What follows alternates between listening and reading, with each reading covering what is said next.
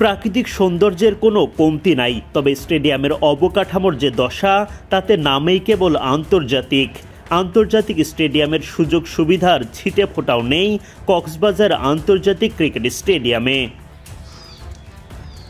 বেশ ঢাকঢোল পিটিয়ে 2014 সালে উদ্বোধন করা হয় এই স্টেডিয়াম। 1 দশক পেরিয়ে গেলেও এখনও পূর্ণাঙ্গ অবকাঠামো করা হয়নি। কিন্তু জটিলতা কোথায়? একদিকে সমুদ্রের গর্জন, হিমেল হাওয়া, অন্যদিকে চোখ জুড়ানো ঝাউবন। কক্সবাজার আন্তর্জাতিক ক্রিকেট স্টেডিয়ামের প্রাকৃতিক সৌন্দর্য আপনাকে মুগ্ধ করবেই।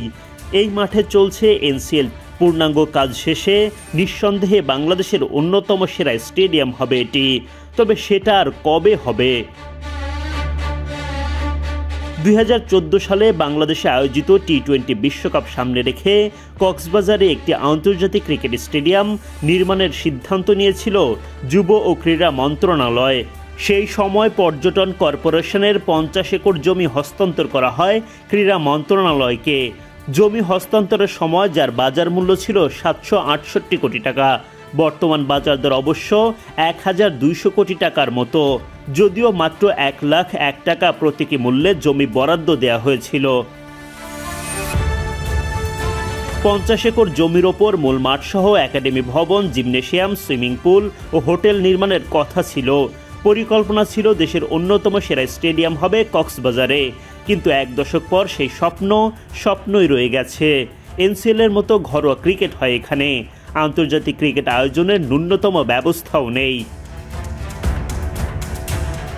এদিকে স্টেডিয়াম নির্মাণের জন্য যে জায়গা বরাদ্দ নেওয়া হয়েছিল তার পাশেই আবার বিমানবন্দর, ফলে ফ্লাডলাইট কিংবা সুউচ্চ অবকাঠামো তৈরি করাও সম্ভব না। স্টেডিয়ামের এমন পরিত্যক্ত দশা দেখে কদিন আগে আবার পর্যটন কর্পোরেশন জমি ফেরত চেয়ে চিঠি দিয়েছে। ওই চিঠিতে বলা হয়, ক্রিকেট স্টেডিয়ামটিতে দীর্ঘদিন কোনো ক্রিকেট টুর্নামেন্ট আয়োজন করা হয়নি। স্টেডিয়ামটি এখন পরিত্যক্ত অবস্থায় আছে।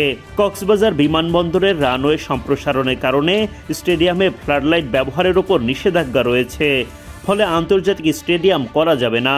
জমিটি অব্যবহৃত না রেখে হোটেল শৈবালের কাছে ফিরিয়ে দেওয়া যৌক্তিক হবে। জমি পর্যটন কর্পোরেশনকে ফেরত বা বর্তমান বাজার মূল্য অনুযায়ী 1200 কোটি টাকা দিতে হবে।